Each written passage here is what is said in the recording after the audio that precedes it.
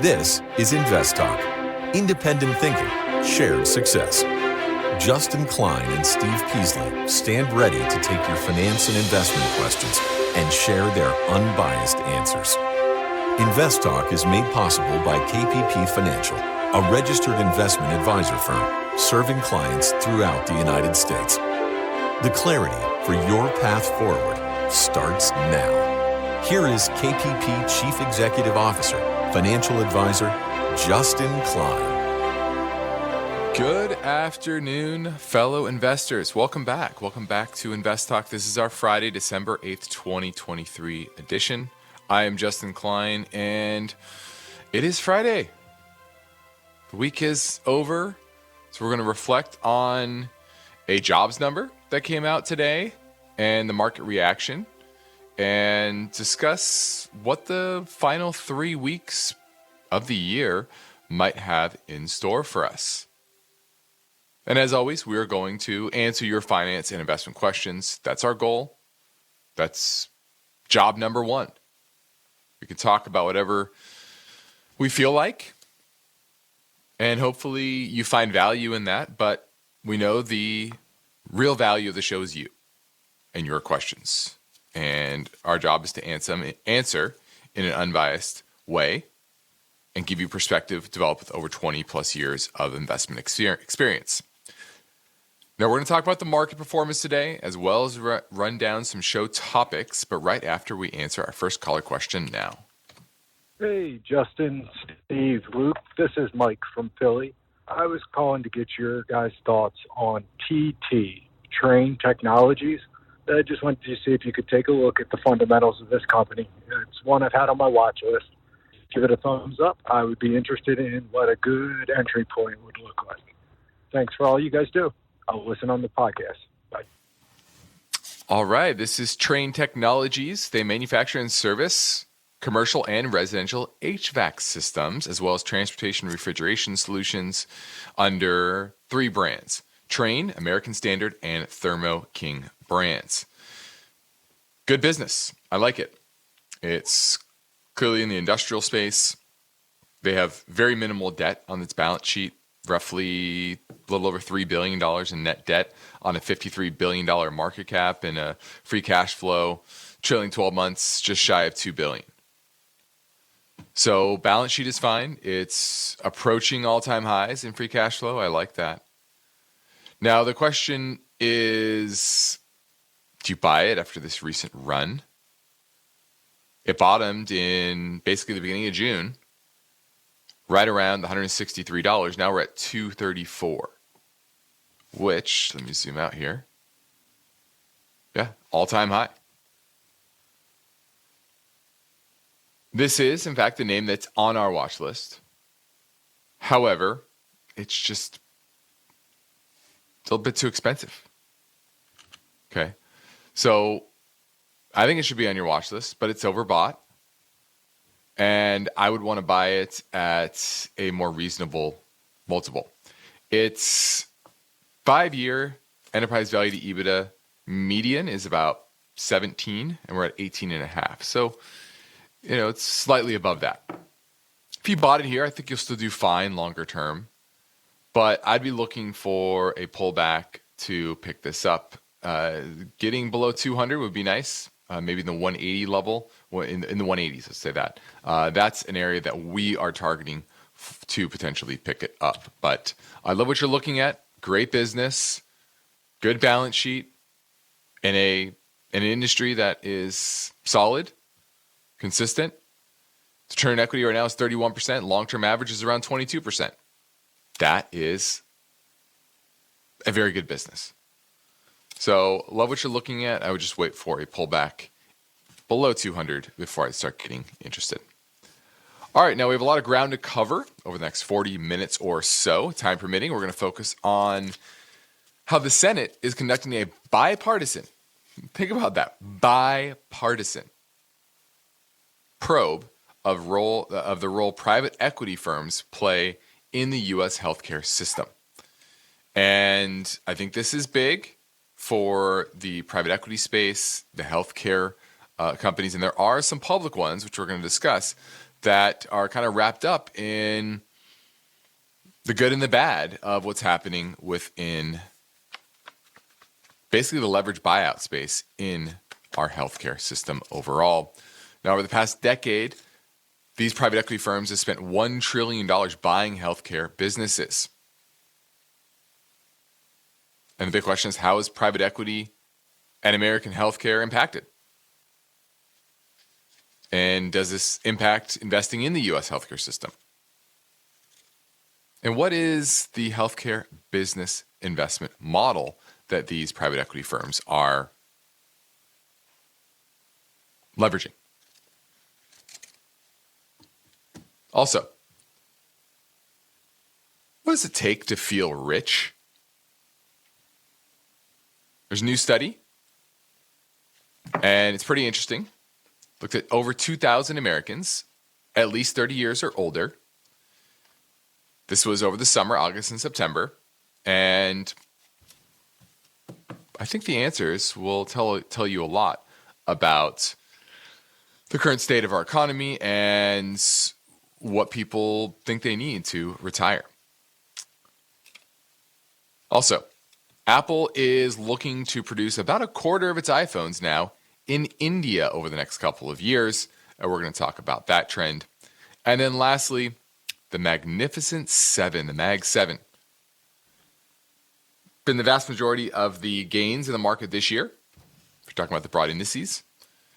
And the question is, how long can that hold? So we're going to look at some numbers there. We also have some voice bank questions. One is on AGX as well as Pure Storage, PSTG. And since it's Friday, I'll share a brief excerpt of the newest KPP Premium newsletter. And I hope to get to an iTunes review question as well. Now let's take a look at the market performance overall today. You had a positive day to close the week. You had the jobs numbers pretty much come in line. Markets reacted positively, which is interesting. You would think that you're still in that good news is bad news type of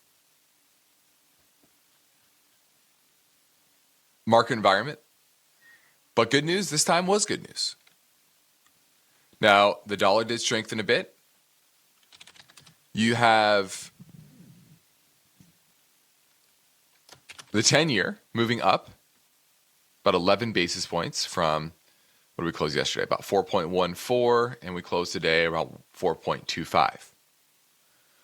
So still down substantially from that 5% 10-year in mid-October, but not a huge bounce and not a huge change in expectations for Fed policy going forward. Still a pause expected next week. Next week is Fed week. And January is a pause. And then March, according to the odds makers right now, is a live meeting. That's still better odds that there will be a pause. But you get out to May and suddenly a cut becomes more likely. So even though the jobs number was fine overall, it didn't really change the overall trajectory of expected Fed path of policy.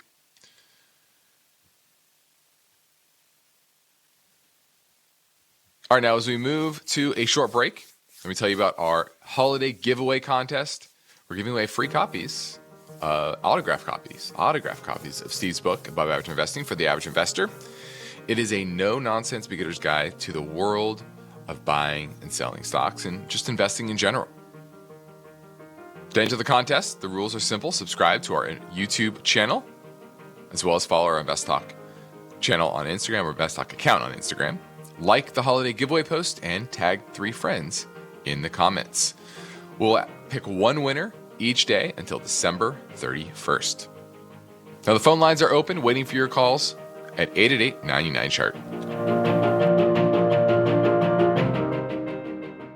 Every investor is working to build a secure financial future. Would this be an opportune time to get into annuities? Everyone's situation is different. Get your thoughts on CRM, Salesforce. And so are their questions. And I was just calling for your assessment of Blackstone Incorporated. To get your take on QE. Ticker symbol LECO.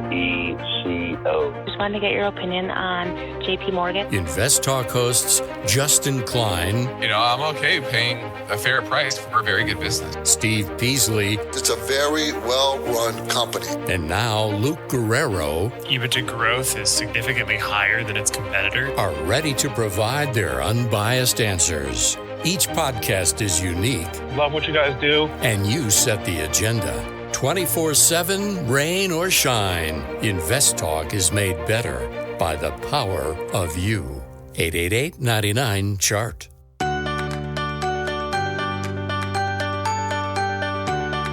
Your objective is to work hard, plan well, and achieve financial freedom, right? You're in luck, because Justin Klein is here now, ready to take your finance and investment questions. Call 888-99-CHART. Hello, Steve and Justin. This is Paulo from Gaithersburg, Maryland again. Thank you so much for your comments on Donaldson Inc. I'm actually waiting a little bit before I wanted to get into this name, but I found another one. This one might be more speculative because it's much smaller. It's below $1 billion. It's called Argan Inc., AGX. It fell today like more than 10%, I think. So actually I started a tiny position just to have the name on my radar, and I just wanted to know what you guys think about that one. Love your comments, and thank you so much. Bye-bye. All right, looking at AGX Argan Inc. And what they do is they're in the business of, let me pull this up here. They have different segments, but they're mainly in the business of, in the power industry, and they develop projects, full range engineering, procurement, and construction services for power generation projects. They do plant testing, electrical interconnection, construction, commissioning, etc. So I like the business overall. Now the question is, I don't know this, but do they do nuclear procurement? Right? Will they help build a nuclear facility, or is this just your typical fossil fuel type facility, coal, natural gas, etc.? I'm not sure. I have to look into that. Now, the business does have its ups and downs. I think that's my biggest concern. I like more consistent businesses. This is a company that vacillates between very positive cash from operations to deeply negative. And even pre-pandemic, 2018 through 2019, it was a tough sled. It was tough going. They lost money in 2020. They built that back, but still not to pre-pandemic levels. You had a recent news event that knocked the stock down substantially. But the main thing that really is of note here is that they have a ton of cash in the balance sheet. Frankly, I think it's too much cash. They have roughly $400 billion in net cash on its balance sheet on a $562 million market cap. That's a lot. So based on enterprise value to EBITDA, which takes out that cash from the market cap, it's only at 3 times. That's very cheap. So this would be a deep value play. But what I don't like is that up and down nature of the business. And that's what, so that means you're going to get a lot of volatility, and you have to be okay with that. And you have to be thinking, okay, this is a deep value play, that they're going to utilize that cash to buy back shares or to go buy a company. And I think that could spark their growth. But until then, the technicals just reversed. Let me find some support here. It's at support. I'll give you that. Right around the 200-day moving average. So, I'm okay with it. It's in a general uptrend. It's still very, very cheap. and I like the industry that it's in, but it's very high risk. All right, the next Invest Talk, we'll look into the story that Redfin reports that 2023 was the least affordable home buying year in at least 11 years. California metro regions ranked as the least affordable, while Midwest metros were the most affordable.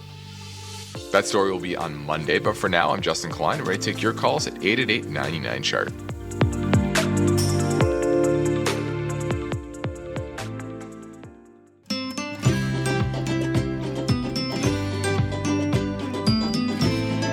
Each day, InvestTalk listeners submit their finance and investment questions via phone or email.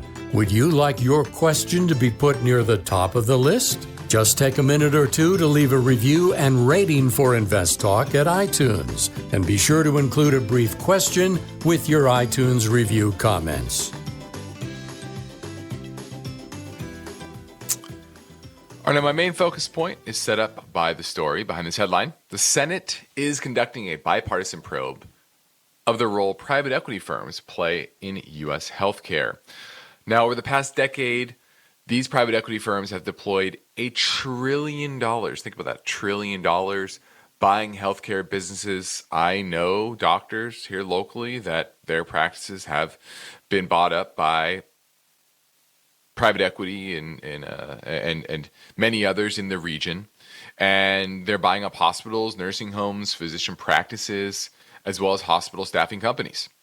And research out of the University of Chicago has found that this is generally increased costs. In fact, it's increased costs by about 32%. For both payers and patients. And that's the big thing here. It's not just out of the average person's pocketbook, but the payers. And the reason why this is being looked at by Congress is because the U.S. government are often payers with Medicare. And so this is coming through the Senate Budget Committee, who is authorized to investigate matters that affect the content or determination of amounts included in or excluded from the congressional budget or calculations of such amount. And so because this impacts the calculation of the budget, they're investigating it. And this is also bipartisan. Think about that. Bipartisan. How many things today are bipartisan? Very few. And the two senators bringing this are Sheldon Whitehouse and Chuck Grassley. Sheldon is a Democrat. Chuck Grassley is a Republican. And they're the ones spearheading this inquiry.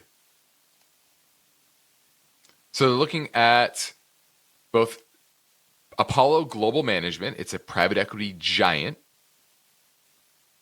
that owns a couple of regional healthcare facilities in Iowa, southeast Iowa. It's a big one that they're focusing on.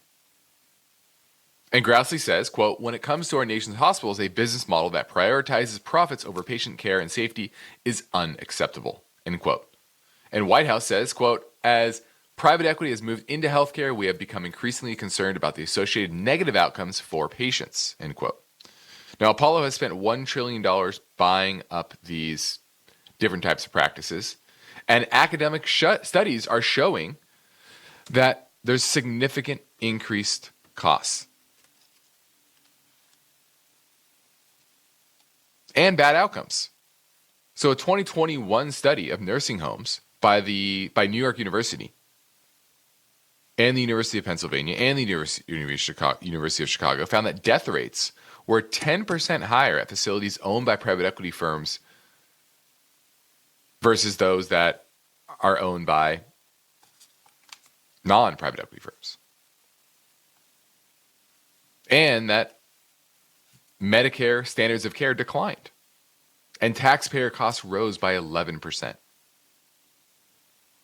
And there's actually a REIT that's caught up in this who have helped lend to some of these facilities and these private equity conglomerates. Medical Properties Trust. It's a name that a lot of people have called about chasing the dividend. This is a stock, or a REIT, excuse me. It's gone from about $24 a share at the beginning of last year all the way down to $4.69 a share today. And everyone's going to say, oh, he pays a 12.8% dividend yield. Well, great, you got that, but your principal fell nearly 80% over the past 2 years. So, who cares?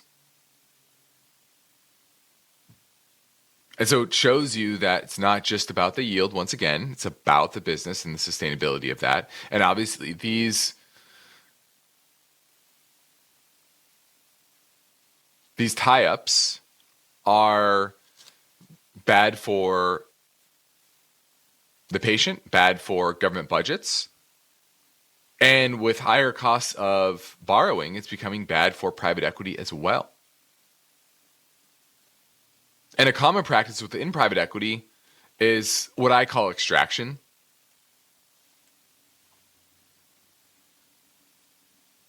And it's basically they borrow a bunch of money and they pay out a dividend to the shareholders, the owners, and they just layer on even more and more debt. And that causes the total entity to have to cut costs. And when you cut costs, employees, overhead, etc., patients suffer. And that's the root cause of these problems that that Congress is investigating. And I think this applies to many parts of our economy that are touched by private equity. It's an extraction business.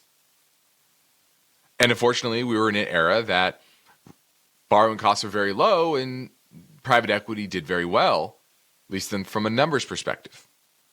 But that's all shifting. And I think that's terrible for private equity. So if you have, there's a lot of private investments, private funds you might have invested in through a broker that have exposure there. I think those are going to continue to suffer. So you're getting both higher costs of capital as well as scrutiny of a lot of these deals, regulatory scrutiny. And this is a good thing, I think, overall long term though. But not for that industry. All right, we're going to a break. Give me a call at 888-99-CHART.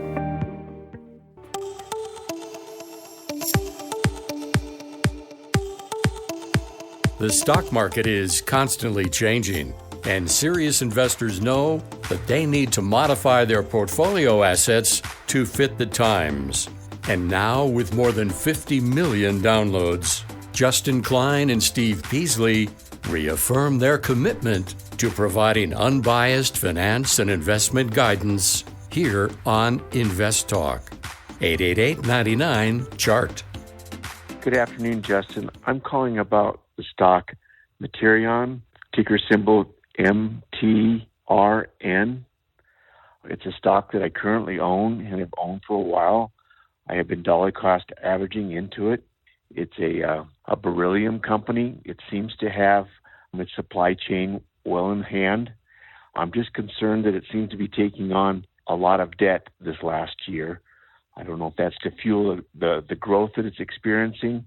If you would, I'd appreciate it if you could evaluate the stock and let me know if I should be concerned about the debt that they're taking on and continue, and whether or not you think it's a good idea to continue dollar cost averaging into the stock. Thank you. All right, looking at Materion, MTRN is the symbol. It's about a $2.5 billion market cap, so small cap.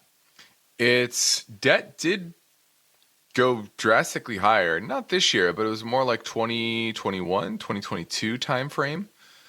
I'm not sure what was driving that. Their business dipped a little in 2020, but not dramatically. Still made money.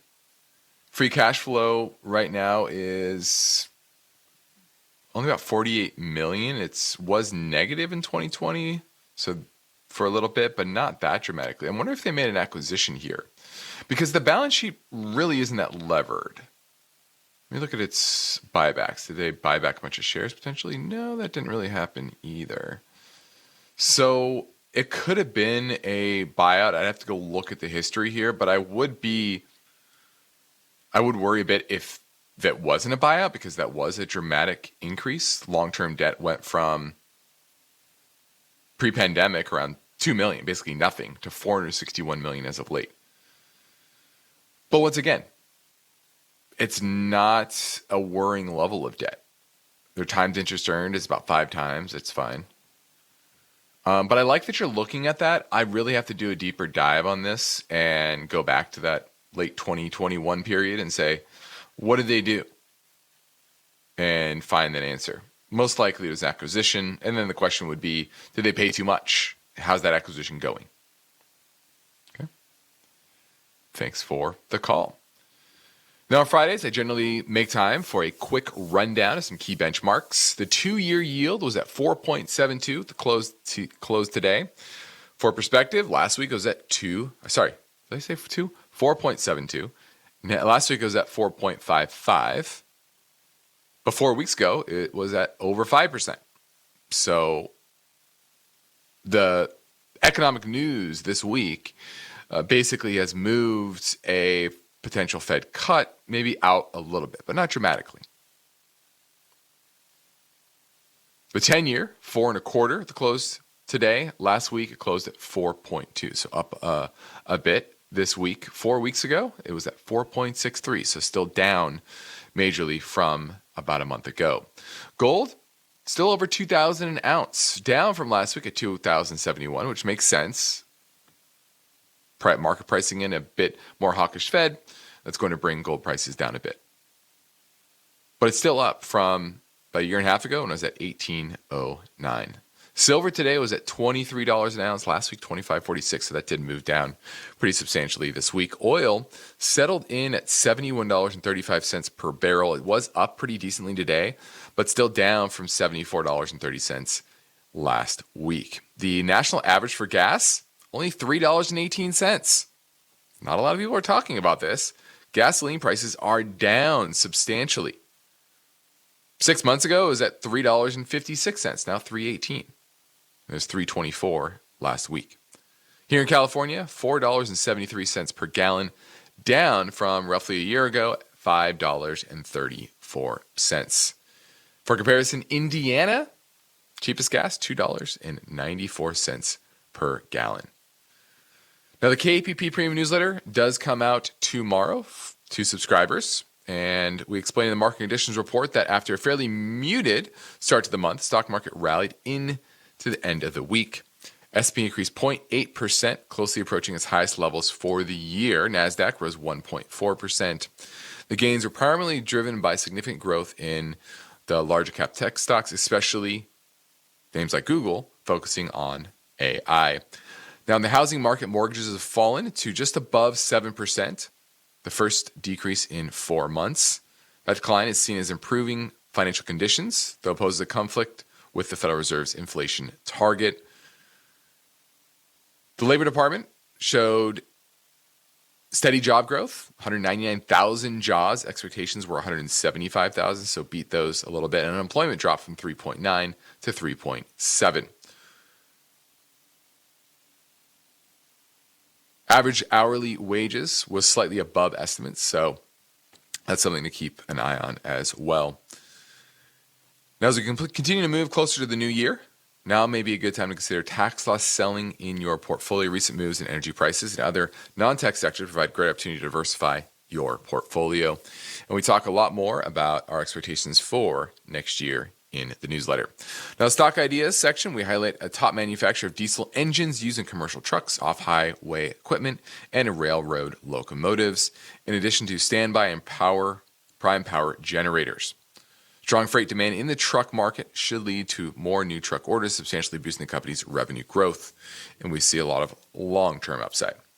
We also look at a global distributor of electronic components connecting suppliers of semiconductors and other components to a base of 2.1 million small and mid-sized customers in 140 countries. It has a sound balance sheet and interest coverage ratio of 4.6% and pays a 2.6% dividend, and the chart is in an uptrend. Now, we name names in the newsletter, and you can subscribe now at investtalk.com. Now, let's touch a bit on what it means to be wealthy. This is a very interesting survey done by Financial Engines, and it showed that 67% of Americans feel they need more than $1 million to feel wealthy. That's up from 57% who said the same thing last year. Now, Americans in their 40s need much more to feel wealthy. On average, 2.69 million is what they said, which is very interesting compared to those in their 70s. They said they only need about 500,000 to feel wealthy. On average, the Americans say they need $1.73 million to feel wealthy. And these are, the respondents here are those that have between $500 and $3 million between the ages of 45 and 70. 45 and 70. And what's interesting about what they say is wealthy, it's not what they think they are. Only 14% of respondents said they were wealthy. That's up slightly from 12% last year. Now, what were they concerned about? 84 said they were concerned about inflation. That was the top concern. And money was the leading cause of stress. Recession fears, though, they fell from 86% last year to 78%. But concerns about the political climate continue to worry the most affluent individuals. Nearly half of affluent consumers said politics was their biggest source of stress, right? They're affluent, so money isn't. What's next? Politics. About 40% of Americans across all wealth brackets and 32% of the affluent said credit card debt is the biggest obstacle to their ability to build wealth. 33% said they were uncomfortable with the amount of debt they accumulated this year. Now, 76%, this was most interesting, 76% of those with a financial advisor stated they felt less stress about finances because they got help. So it shows you that there's a lot of things that can worry people. When you have a sounding board, like a good financial advisor, that's guiding you in the right direction, a lot of those stresses maybe don't go away, but they're certainly lessened. Because either the advisor is taking on some burden, maybe investment and tax burden. Obviously, an advisor can't solve the political problems in the country, but clearly it helps. And I think that was a great takeaway from that survey, but interesting to see what the average person thinks is wealthy. All right, this is InvestTalk, now with more than 57 million downloads, thanks to you. And we're almost ready to start the weekend, but now let's squeeze in another caller question now. Hello, this is Andrew from Atlanta. I was hoping to speak with Justin or Luke or Steve. Got a question about the following ticker symbol, PSTG. That's Pure Storage. Curious what you think about this stock. Do you think that this is going to grow? I'll wait for your answer when I listen to the podcast, and I hope you guys have a great day. Thank you. All right, looking at Pure Storage. And this is a name that is in the tech space. It provides enterprise data storage platform that transforms businesses through a dramatic increase in performance and reduction in complexity and costs. So it has two sources of revenue: the sale of integrated storage hardware and embedded operating software, and subscription service revenue, which includes evergreen storage subscriptions. So think of cloud storage. Interesting. Okay. So what I like about this is that it looks to be well run. It was losing money up until 2019 when it started to make money, and it's made money ever since. So it's not kind of vacillating between making money and losing money. So I like that. If we go to profitability, actually, let's go to its balance sheet first. Net cash on its balance sheet. I like that. So very strong balance sheet. Return on equity. Let's go to a 5-year. It didn't go positive until basically the end of last year. But it is trending higher. So you really have to have faith that that trend will continue. Its free cash flow, $454 million, has taken a step back from its $610 million high in the beginning of this year. So business certainly is slowing. You can see that with earnings growth this year only expected to be 3%. And analysts continue to downgrade earnings expectations for this year and next year. So I don't like that earnings trend. The technicals are fine. It moved higher in, what was that, May? Yeah, May started around $22 per share, and it ended May around $34 per share. And it's basically been consolidating between $31 and $40 per share since. So technically, it's fine.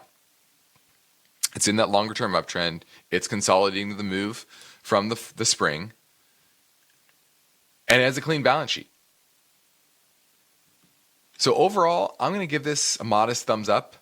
I'd really have to dig into the business, what makes them different, right? Usually storage is storage. Most people don't, or most companies don't care, as long as when they want to access their files, they can access their files. So as long as I'm comfortable with some differentiating factor of the business, which I'd have to do a deeper dive on, I would give this a thumbs up because I like the technicals. I like the balance sheet.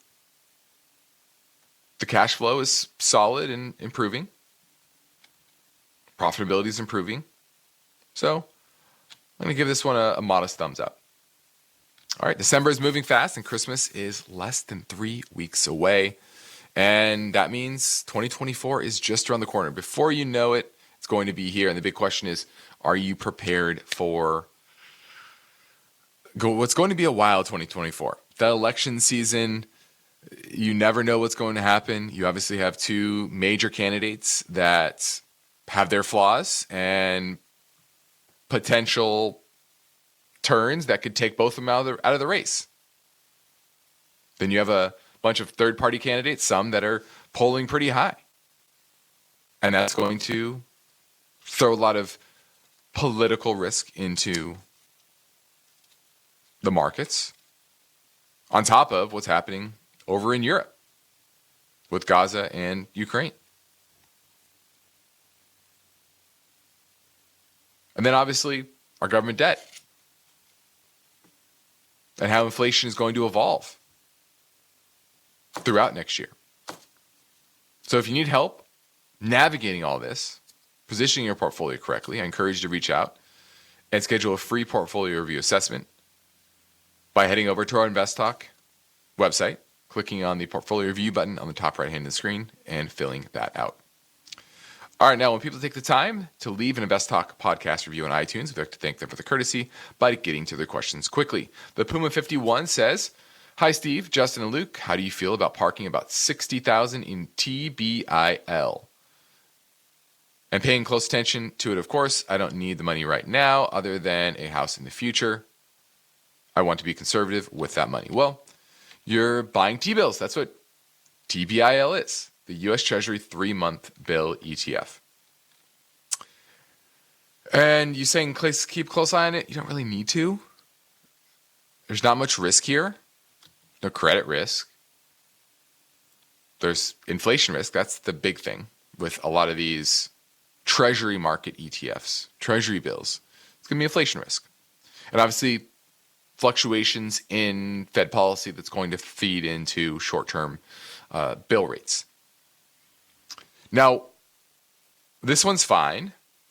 What I will say is there's one that we use for clients that's a little bit better. It has about half the expense ratio. This expense ratio is 15 basis points. So I'd probably look elsewhere. I can't tell you which one it is.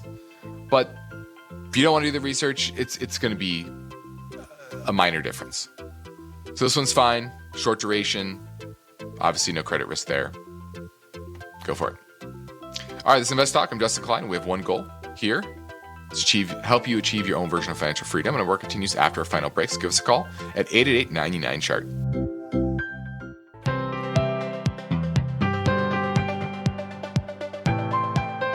You're building your financial future, but you must have finance and investment questions. Justin Klein and Steve Peasley are ready to provide their unbiased answers. So don't forget to call InvestTalk, 888-99-CHART. First of all, thank you for all you guys do. Really appreciate the work that you put in. My question would be, in my 401k since I have limited investment options. Looking at the slight turmoil the market in right now, between small, mid, and large cap funds, how would you allocate your fixed percentage of money? You know, my risk being slightly higher since I'm younger. I don't mind some higher risk. Appreciate all the help, guys. Thank you. Well, longer term, this is how to think about large, mid, and small. Long term, small has the best return. But mid cap has the best risk adjusted return, meaning it's almost as good as small cap, but with much less volatility.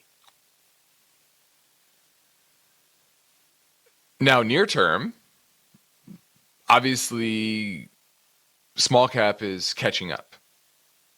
Easing of financial conditions, going into a Fed rate cutting cycle. Small caps are going to benefit.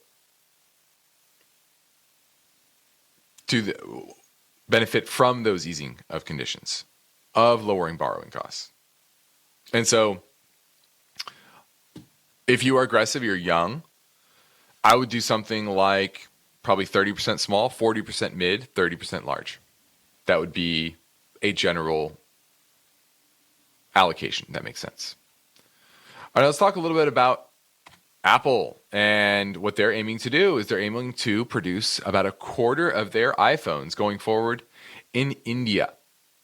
And they're working with Foxconn in order to build more than 50 million iPhones annually within the next 2 to 3 years in India. And not just iPhones, but AirPods as well. Now, India does have some challenges.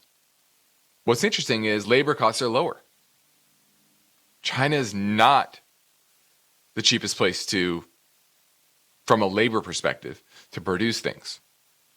What they do have in China is built-in infrastructure of the last 20, 30 years that's really makes moving around goods a lot cheaper and access to all the different parts kind of in one place. And that's what's going to be the challenge for supply chains around the world, is not just where they can competitively make something, but most products, they have a lot of inputs. We all know cars have a lot of inputs, but your iPhone, your smartphone has a lot of inputs as well. A lot of different types of chips and batteries, and a lot of chips you never even think about. Obviously screens and, just little pieces that come from various parts of the world. And it's about building out that infrastructure and those little suppliers that make producing an iPhone cheaper. And so this is one of the reasons why you're starting to see iPhone prices creep up again. Now, this is going to be in the southern state of India called Karnataka. And it's supposed to start in April, start producing iPhones in April, planning to make 20 million handsets annually, and then ramp up from there. Now, this is a state that is known as kind of the tech hub of India, in a state, that city, the tech hub of India. And this is something that you have to consider when you're starting to invest in these companies that have really built strong businesses based on the free flow of goods, the cheap and easy source of manufacturing in China. This is going to be a source of inflation, goods inflation around the world. No, overall, I think for Apple itself, it's probably a good thing. Diversify. Still, majority of their phones are going to be produced in China for the foreseeable future. But it doesn't hurt to explore other avenues to prevent supply chain snafus, shall we say. And this could go a long way towards that.